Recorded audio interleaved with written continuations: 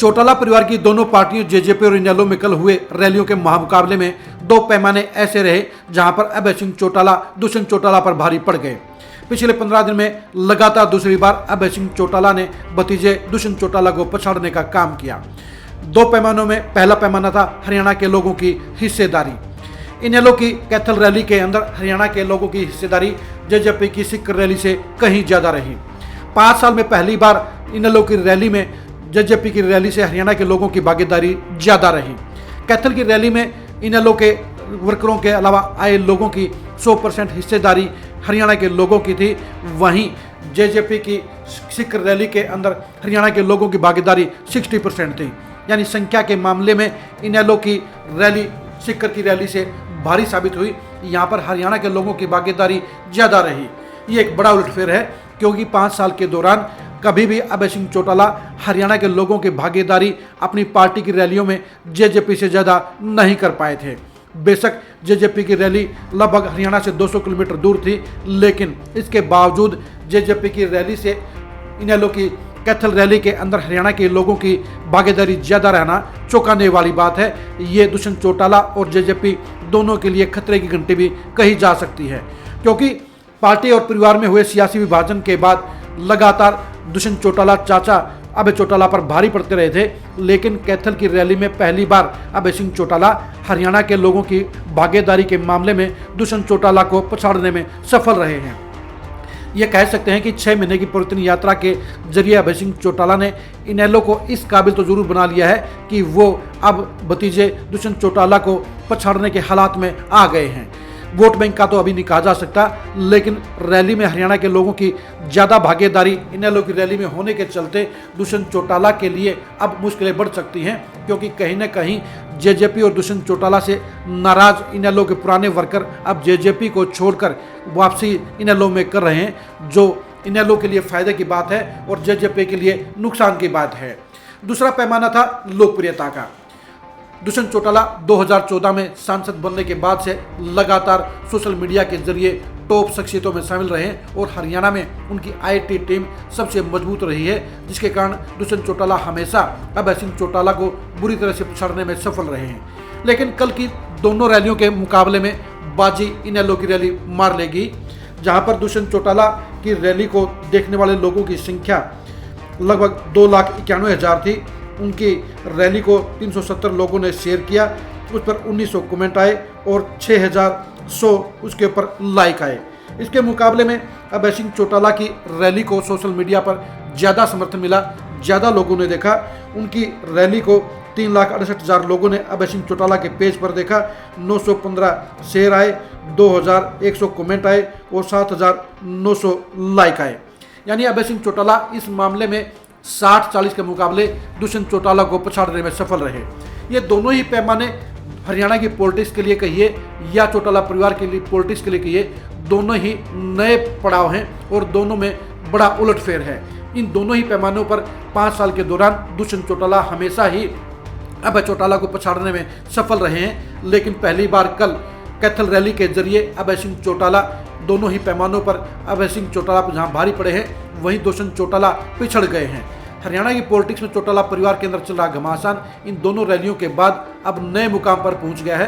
बेशक सीकर में एक जोरदार रैली करके दुष्यंत चौटाला ने राजस्थान की सियासत में बड़ी एंट्री मारी है, लेकिन उनके लिए हरियाणा में हालात चिंताजनक नजर आने लगे हैं। कल जिस तरह से कैथल की इनेलो रैली के अंदर हरियाणा के लोगों की भागीदारी ज़्यादा रही, वो दुष्यंत चौटाला की टेंशन बढ़ाने का काम कर सकती है। कैथल की रैली के अंदर महिलाओं की भागीदारी भी जेजेपी की महिलाओं के बराबर की थी। यानी 4-5 हज़ार जहाँ सीकर की रैली में जेजेपी की महिलाएं मौजूद थी, वहीं कैथल की रैली में इसके बराबर की टक्कर की महिलाएं मौजूद थी। यानी इनेलो अब हर मोर्चे पर जेजेपी के बराबर आ गई है, बल्कि उसके पछाड़ने में लग गई है। खरी न्यूज़ ने 15 दिन पहले ही आपको बता दिया था कि इनेलो और जेजेपी के अंदर अब हालात बदल रहे हैं और अभय सिंह चौटाला दुष्यंत चौटाला पर भारी पड़ने लग गए हैं।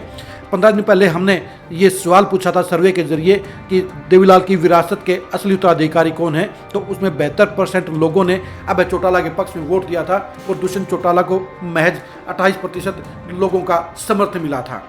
कल की रैली के बाद भी एक बार फिर से साबित हो गया है कहीं न कहीं अब अभय सिंह चौटाला वापसी कर रहे हैं और दुष्यंत चौटाला के लिए समस्याएं बढ़ रही हैं। बेशक कल की रैली में बड़े नेता इनेलो की रैली में नहीं आए, लेकिन अभय सिंह चौटाला ने जेजेपी के मुकाबले हरियाणा के लोगों की ज़्यादा भागीदारी अपनी रैली में कर ये साबित कर दिया कि वो लगातार मेहनत करके अपनी पार्टी को मजबूत करने में सफल हो रहे हैं। अभी इनेलो बीजेपी और कांग्रेस के मुकाबले का बेशक वोट बैंक लेने की हालात में नहीं है, लेकिन अभय सिंह चौटाला का पहला लक्ष्य जेजेपी को पछाड़ना है। अभय सिंह चौटाला इस मकसद को हासिल करने के लिए कहीं न कहीं सफल होते हुए नजर आ रहे हैं। जेजेपी जहां 2024 के चुनाव में बीजेपी के साथ गठबंधन करके चुनाव लड़ना चाहती है, तो वहीं अभय सिंह चौटाला भी इंडिया गठबंधन का पार्ट बनकर अपनी पार्टी को मजबूती देना चाहते हैं। लेकिन वो दौर आने से पहले इस समय दोनों ही पार्टियों के बीच में इस बात के लिए लगातार खींचातानी रहेगी, लगातार कशमकश रहेगी कि ज़्यादा वोट बैंक किसे मिलता है, हरियाणा के लोगों का ज़्यादा समर्थन किसे मिलता है। कल ओम प्रकाश चौटाला ने खुले तौर के ऊपर अपनी सीएम की दावेदारी छोड़कर अभय सिंह चौटाला को आगे कर दिया है और वो पहले की तरह अब लगातार एक्टिव मोड में होकर अपनी पार्टी को मजबूत करने के प्रयास में जुटे रहेंगे। उन्होंने ऐलान भी कर दिया है कि 25 अक्टूबर से वो दोबारा हरियाणा में परिवर्तन यात्रा का आगाज करेंगे।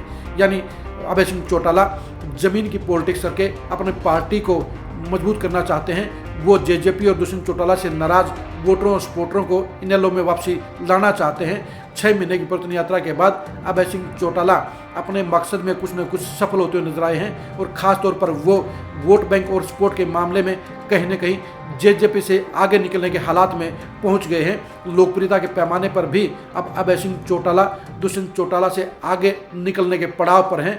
यानी कैथल की रैली ने साबित कर दिया है कि कहीं न कहीं अब इनेलो के पास हरियाणा के लोगों का जन समर्थन जेजेपी से ज़्यादा हो रहा है, जो जेजेपी के लिए खतरे की घंटी है, जो दुष्यंत चौटाला के लिए सबसे बड़ी परेशानी का सबब बनेगा।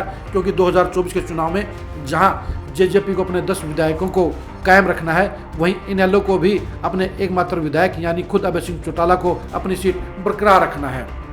दोनों ही परिवारों की पार्टी के बीच में चल रहे घमासान में पलड़ा अभय सिंह चौटाला का भारी होने लगा है, क्योंकि उन्हें जहां जनता की सरकार के प्रति नाराजगी का फायदा मिल रहा है, वहीं दुष्यंत चौटाला के प्रति नाराज लोगों का भी उन्हें समर्थन मिल रहा है।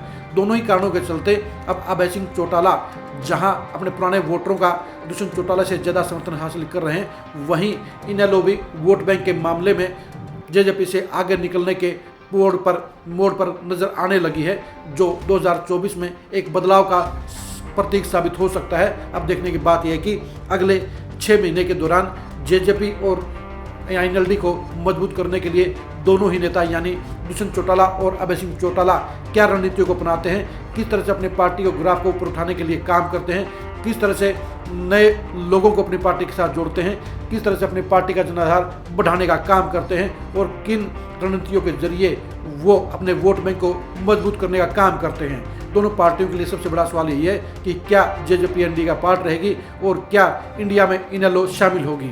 लेकिन उससे पहले दोनों ही परिवारों के बीच में चल रही वर्षों की जंग में अब कांटे की टक्कर हो गई है और इस कांटे की टक्कर में अभय सिंह चौटाला कल की रैली के बाद अपने भतीजे दुष्यंत चौटाला से आगे निकलने की पोजीशन में नजर आने लगे हैं, जो दोनों ही परिवारों की पॉलिटिक्स में आ रहे बदलाव का एक बड़ा संकेत कहा जा सकता है। दुष्यंत चौटाला और अभय सिंह चौटाला के बीच में चल रही इस सियासी खींचातानी को लेकर, इस सियासी संघर्ष को जानने के लिए आप लगातार खरी न्यूज़ के साथ बने रहिए। आप हमारे फेसबुक पेज को लाइक कीजिए, आप हमारे यूट्यूब चैनल को सब्सक्राइब कीजिए। नमस्कार।